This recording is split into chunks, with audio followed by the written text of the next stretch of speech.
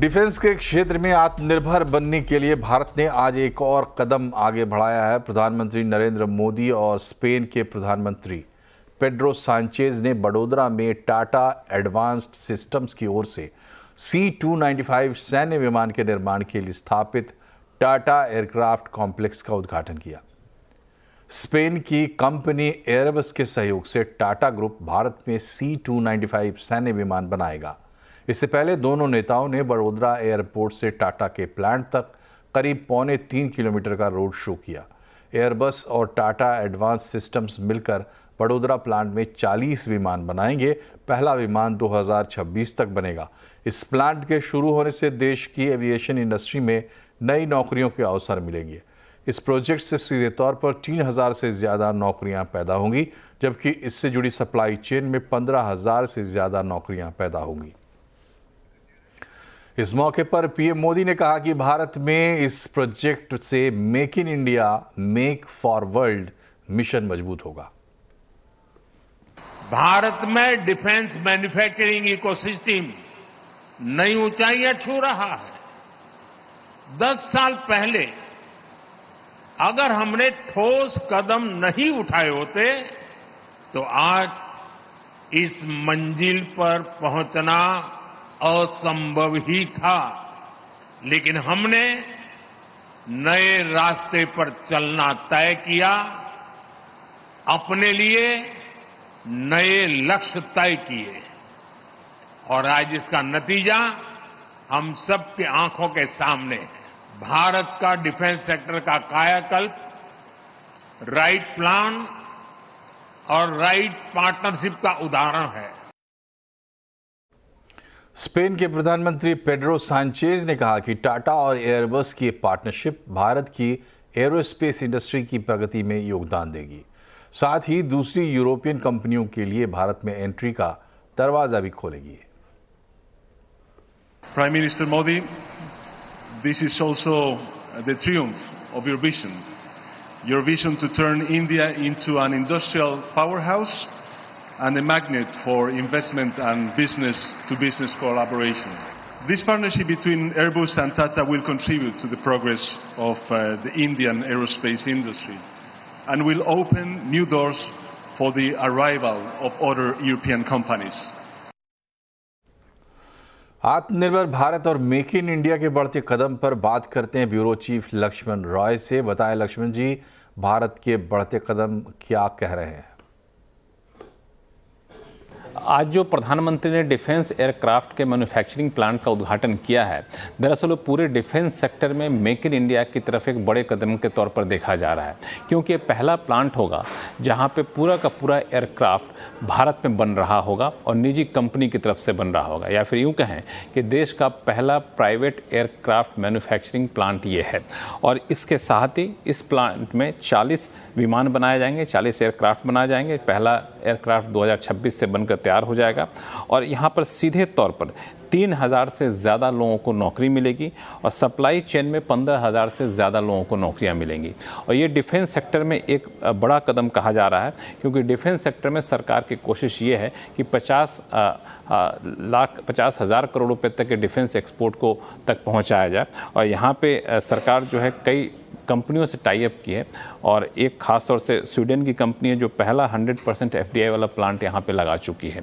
सिर्फ defence sector में नहीं, सरकार की कोशिश है कि दूसरे सेक्टर में भी आत्मनिर्भर भारत को बढ़ावा दिया जाए, मेक इन इंडिया को बढ़ावा दिया जाए। और इसकी तरफ सरकार ने 25 सेक्टर की पहचान की थी और मोबाइल इसमें सबसे ज़्यादा बड़ा सेक्टर है, जहाँ पे मेक इन इंडिया की वजह से भारत अब दुनिया का दूसरा सबसे बड़ा मोबाइल एक्सपोर्टर बन चुका है। सेमीकंडक्टर के क्षेत्र में भी कई सारी विदेशी कंपनियां यहां पे प्लांट लगा चुकी हैं और 2026 तक 63 बिलियन का कारोबार इंडस्ट्री पहुंच जाए, ये यहाँ पे कोशिश की जा रही है। और एरोस्पेस सेक्टर में 2026 तक सरकार की कोशिश ये है कि यहाँ भी सेक्टर में एक अच्छी खासी बढ़ोतरी देखने को मिले।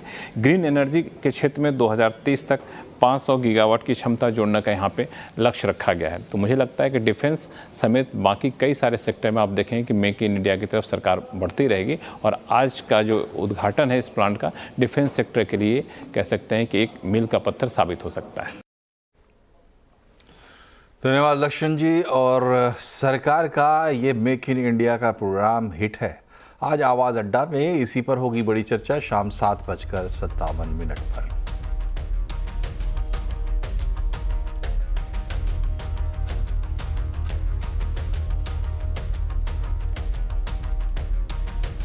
बात करते हैं बाजार की। 5 दिन की गिरावट के बाद बाजार ने कमबैक किया है। कारोबारी हफ्ते के पहले दिन सेंसेक्स निफ्टी बढ़त के साथ बंद हुए हैं। सेंसेक्स 603 पॉइंट चढ़ा, निफ्टी 158 पॉइंट की बढ़त पर है। डिटेल्स लेते हैं कंचन नौटियाल से। बताएं कंचन, कहां सबसे ज़्यादा गिरावट और सबसे ज़्यादा तेज़ी रही? ठीक है, सबसे पहले बात करते हैं निफ्टी के गेनर के साथ। सबसे पहला नाम आता है यहाँ पे श्रीराम फाइनेंस का, जहाँ पे हमें एक अच्छी खासी तेजी यानी कि 5% की तेजी देखने को मिली। Adani enterprises at the same time 4% की मजबूती के साथ बंद हुआ। आईसीआईसीआई बैंक में भी 3% का इजाफा रहा और साथ ही साथ विप्रो में भी करीब करीब 3% की एक अपसाइड आज के सत्र में हमें देखने को मिली। लूजिंग साइड में सबसे पहले नाम आता है कोल इंडिया का, यहाँ पे 5% का एक हमें दबाव देखने को मिला। बजाज ऑटो में 2%, एक्सिस बैंक में 2% और हीरो मोटोकॉर्प में करीब करीब 1% का हमें दबाव देखने को मिला। मिड कैप की बात करी जाए तो यहाँ पे इंडियन बैंक में हमें करीबन 11% का एक अपसाइड देखने को मिला। बंधन बैंक में भी करीब करीब 10%। वोडाफोन आइडिया ने आज चमत्कार दिखाया और 7.5% की एक तेजी के साथ जाके बंद हुआ। पूनावाला फिनकॉर्प में भी करीबन 8% का एक अपसाइड आज के सत्र में देखने को मिला। लेकिन लूजिंग साइड की बात करी जाए तो टोरेंट फार्मा में करीबन 5% की कमजोरी रही। साथ ही साथ सुंदरम फाइनेंस में 4%, सीजी पार में 4.5% और eight the same time Prestige E state में 3% की कमजोरी का सत्र रहा। लेकिन ओवरऑल आज जो बाजार है वो हरे निशान पे जाके बंद हुआ। शुक्रिया कंचन। और गोल्डीलॉक्स प्रीमियम रिसर्च के फाउंडर और चीफ स्ट्रेटजिस्ट गौतम शाह ने सीएनबीसी आवाज से खास बातचीत की। इस दौरान उन्होंने कहा कि बाजार 24,000 के आसपास स्टेबल हो सकता है।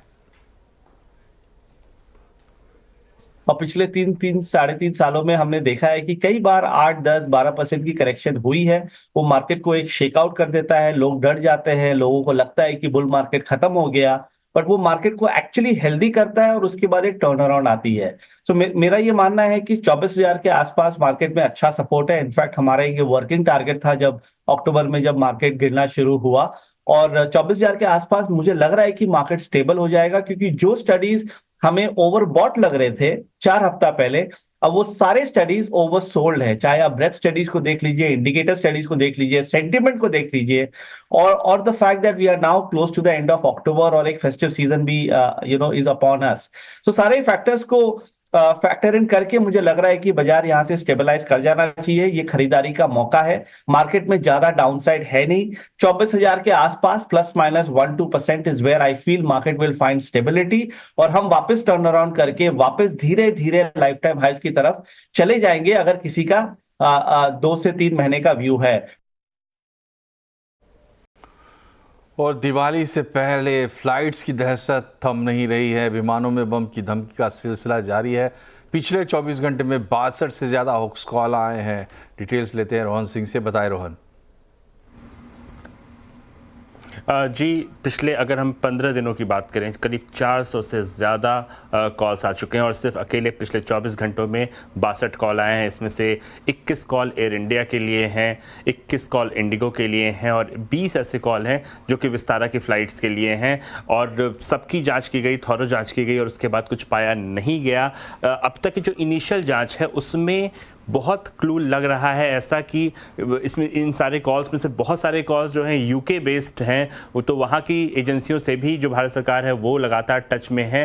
फिलहाल कोई खास ब्रेक थ्रू नहीं मिला है, बस ये ट्रेंड पता चला है कि यूके से काफ़ी सारे कॉल्स आ रहे हैं। कई सारों के जो बाकी देश हैं वहाँ पे उनके जो सोर्स हैं वो हैं। फिलहाल कोई बड़ा अरेस्ट या नहीं हुआ है अभी तक, लेकिन सरकार एक डायनेमिक अप्रोच अपना रही है, क्योंकि हर दिन इतने बड़े संख्या में होक्स कॉल को निपटना मुश्किल है। इसलिए सरकार अब जो है हर एयरपोर्ट पे जो एनआईए है उसका एक बॉम्ब थ्रेट असेसमेंट सेंटर जो है मेजर एयरपोर्ट्स पे वहाँ पे रहेंगे, जो कि हर कॉल को जो है डायनेमिकली उसका जो है एनालिसिस करती है और रियल टाइम पे उसको डील करती है। और इसकी वजह से जो है कई सारे जो क्विकली जो है बहुत ज़्यादा दिक्कतें नहीं हुई हैं आज, कम से कम एटलीस्ट डाइवर्जन या डिले को लेकर। लेकिन सरकार फिर भी सचेत है। ये होक्स कॉल्स कब तक चलेंगे ये बड़ा सवाल है। आज एक और महत्वपूर्ण चीज़ हुई है, नेपाल में दूसरी बार ऐसा हुआ है कि नेपाल जाने वाली फ्लाइट में होक्स कॉल आया है। इंडिया की फ्लाइट थी तो त्रिभुवन अंतर्राष्ट्रीय हवाई अड्डे जो है वहाँ पे पूरी जांच की गई, फिलहाल कुछ पाया नहीं गया। दूसरा जो बड़ा थ्रेट था वो अयोध्या की जो फ्लाइट थी उसको लेकर था, बैंगलोर से आ रही थी, हालांकि वहाँ भी कुछ नहीं पाया गया। लेकिन फिलहाल जो स्थिति ये है, होक्स कॉल्स का सिलसिला जो है वो बंद नहीं हो रहा है। बहुत बहुत शुक्रिया रोहन इस अपडेट के लिए। बढ़ते हैं खबरों में आगे और अब आपको लेकर चलते हैं चुनावी दंगल में।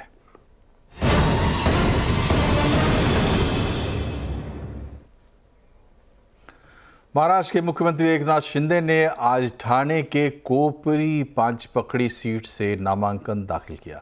नामांकन दाखिल करने से निकले शिंदे पर लोगों ने फूलों की बारिश भी की। शिंदे इस सीट से 4 बार विधायक रह चुके हैं, लेकिन इस बार शिवसेना 2 हिस्सों में बढ़ चुकी है और एकनाथ शिंदे की प्रतिद्वंदी शिवसेना उद्धव गुट ने उनके सामने एक नई चुनौती पेश की है। शिंदे के खिलाफ उनके राजनीतिक गुरु रहे आनंद दीघे के भतीजे केदार दीघे को खड़ा किया है।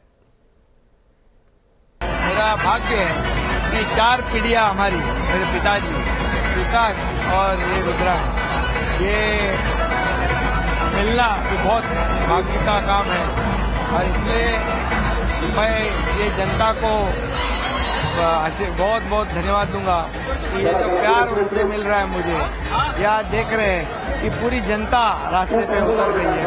यही से मैं किशन नगर से नगर सेवक बन गया, यही से विधायक बन गया मैं, और यही से इन लोग इनके आशीर्वाद से मुख्यमंत्री बन गया। इसलिए मैं इनका बहुत ही तहे दिल से स्वागत करता हूँ और बहुत बहुत उनको धन्यवाद देता हूँ। शिंदे साहब, सबसे ज्यादा इम्पोर्टेंट आपका ये इलाका किशनगढ़, बहुत एकदम आपके गढ़ में खड़े, आपका घर है, यहीं आपने राजनीति शुरू की, कितना अहम है यहाँ की जनता? ये जनता का प्रेम दिख रहा है कि घर घर से लोग आए हैं, ये टेरिस पे खड़े हैं, ये सब जगह जनता ही जनता देख रहे हैं। ये मेरा चुनाव जो है मेरे लाडली बहना ने हाथ में लिया है, मेरे लाडले भाइयों ने हाथ में लिया है और मेरे लाडले मतदाताओं ने हाथ में ले लिया है। खुद ही एकनाथ शिंदे बनकर काम कर रहे हैं, खुद ही एकनाथ शिंदे बनकर प्रचार कर रहे हैं। ये मेरे लिए बहुत। शिंदे साहब, सबसे बड़ा सवाल ये खड़ा हो रहा है कि महायुति से सीएम कौन रहेगा? सबके मन में यही सवाल है, इन जनता के मन में भी यही सवाल है। हम लोग अभी ये महायुति को भारी बहुमतों से जिताने के लिए एक टीम काम कर रही है और हमारी एक टीम है महायुति, और इसलिए हमने जो काम किए है, जो विकास प्रकल्प किए हैं, जो कल्याणकारी योजना जैसे लाडली बहन योजना जैसे, उसको उसके बलबूते पे ये जनता इस चुनाव में महायुति के बाजू से मतदान करेगी। हम्पिंग मेजोरिटी महायुति को मिलेगी। कोई कुछ भी कहे, हम ये करेंगे वो करेंगे, कोई कहे चौका छक्का मारेंगे, लेकिन मैच।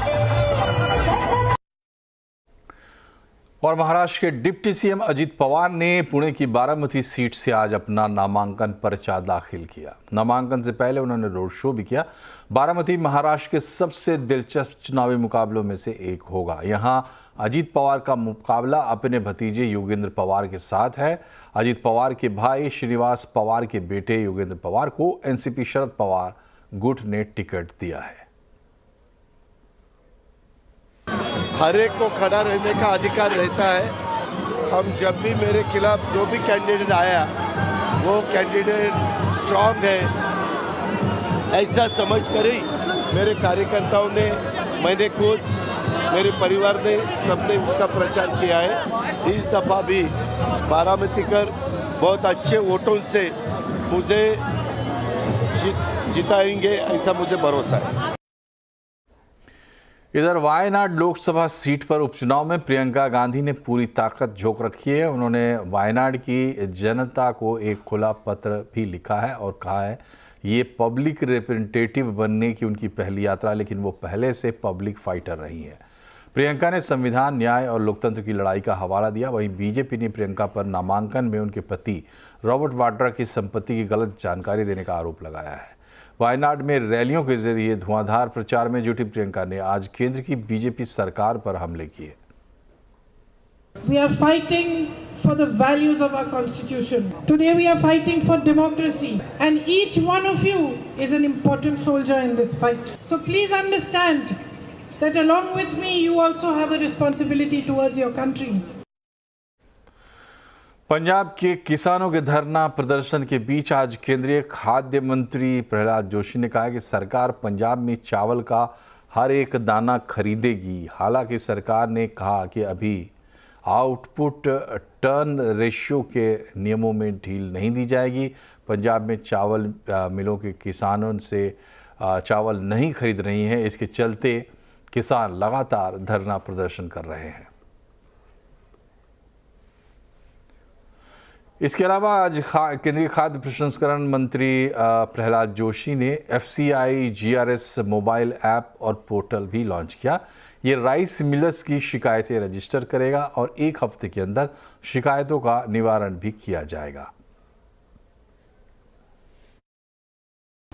हमने एक ऐप आज लॉन्च किया है। This app is going to be as already mentioned a milestone. जैसे कल भी हमने बताया था आप लोगों को कि मिलर्स का जो भी इशू है, फार्मर्स का तो हमारा टॉप मोस्ट प्रायोरिटी है ही है। फार्मर्स के साथ जो मिलर्स भी है, they play an important role, जैसे सेक्रेटरी साहब ने ऑलरेडी इसका मेंशन किया है। They are integral part of our overall system. तो इसीलिए उनका भी जो प्रॉब्लम है that needs to be address. यहाँ रुकते एक छोटे से ब्रेक के, लेकिन खबरें अभी और भी हैं, बने रहिए हमारे साथ।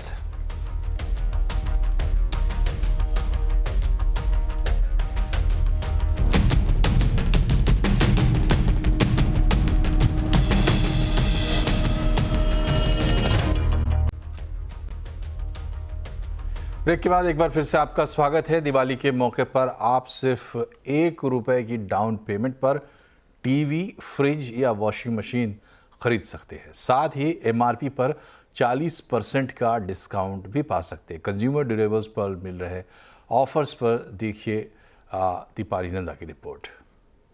दिवाली बस कुछ ही दिन दूर है और अगर इस मौके पर आप अपने घर के लिए नया एयर कंडीशनर, वॉशिंग मशीन या फिर रेफ्रिजरेटर खरीदने की सोच रहे हैं तो आपके लिए बढ़िया मौका है। ऐसा मैं इसलिए कह रही हूं क्योंकि इस मौके पर कंज्यूमर ड्यूरेबल कंपनीज के साथ साथ मल्टी ब्रांड रिटेल स्टोर्स भी बढ़िया ऑफर्स और डिस्काउंट्स लेकर आए हैं। इस वक्त मैं मौजूद हूं विजय सेल्स के एक शोरूम में और यहाँ पर आप देख सकते हैं जो इस तरह के रेफ्रिजरेटर्स हैं, जो डबल डोर रेफ्रिजरेटर है, ये सैमसंग का है और इसके अगर हम MRP की बात करें तो वो 1,37,000 रुपया है। लेकिन फेस्टिव सेलिब्रेशन यहाँ पर करते हुए यहाँ पर जो स्पेशल प्राइस है वो 1 लाख रुपए का रखा गया है। इस तरह का जो हाई एंड रेफ्रिजरेटर है काफी डिमांड में है क्योंकि ये हाईटेक रेफ्रिजरेटर है।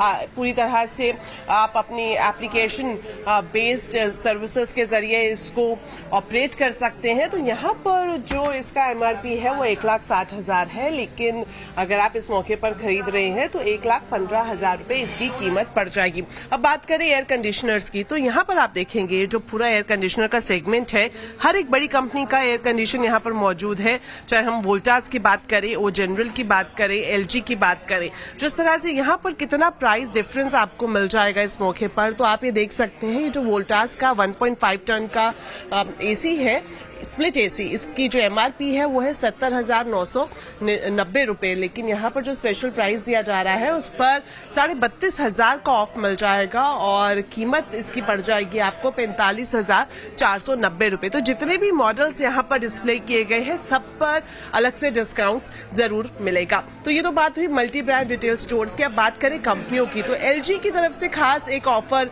लॉन्च की गई है फेस्टिव सीजन के लिए, वो ये कि आप सिर्फ ₹1 की डाउन पेमेंट करके प्रोडक्ट खरीद कर जा सकते हैं। वहीं अगर आप EMI ऑप्शंस अवेल कर रहे हैं तो जो मिनिमम अमाउंट है वो 888 यानी कि 888 रुपए का है और साथ ही साथ 26% तक का जो कैशबैक है वो भी खास तौर पर फेस्टिव सीजन में LG की तरफ से दिया जा रहा है। तो ये तो बात हुई LG की। और अगर हम बात करें गोदरेज अप्लायंसेस की तो इस बार फेस्टिव सीजन के लिए गोदरेज स्प्लिट AC पर 5 साल की फ्री वारंटी दे रहा है, वो भी किसी हिडन कॉस्ट के। तो गोदरेज के बिजनेस हेड और एग्जीक्यूटिव वाइस प्रेसिडेंट कमल नंदी ने हमसे एक्सक्लूसिव बातचीत की और क्या कुछ कहा फेस्टिव ऑफर्स को लेकर, आइए आपको सुनाते हैं। हमारे जो अभी ट्रेंड्स दिख रहे हैं मार्केट में वो क्लियरली प्रीमियमाइजेशन के ट्रेंड्स दिख रहे हैं। सो हाई एंड्स बिक रहे हैं इस दिवाली फेस्टिवल में। आप फ्रॉस्ट फ्री कह लीजिए, फ्रंट लोड कह लीजिए, टॉप लोड कह लीजिए, एयर कंडीशनर आपका 5 स्टार्स कह लीजिए, अक्रॉस कैपेसिटीज, और सारे प्रीमियम एंड के सेल्स ज़्यादा है। ऐसा नहीं कि मास सेगमेंट्स की सेगमेंट में सेल नहीं हो रहा है, मास सेगमेंट के सेल भी हो रहे हैं, but I think overall sale का जो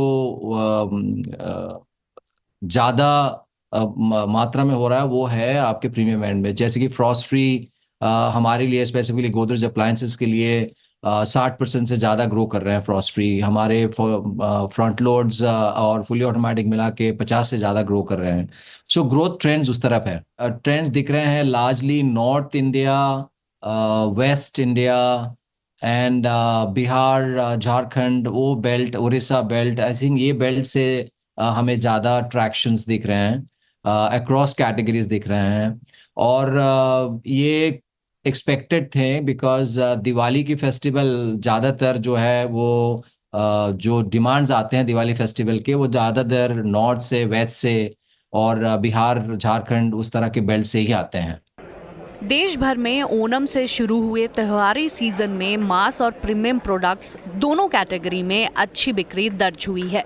कंपनियों के मुताबिक टियर 3 और टियर 4 शहरों में भी जमकर खरीदारी हो रही है।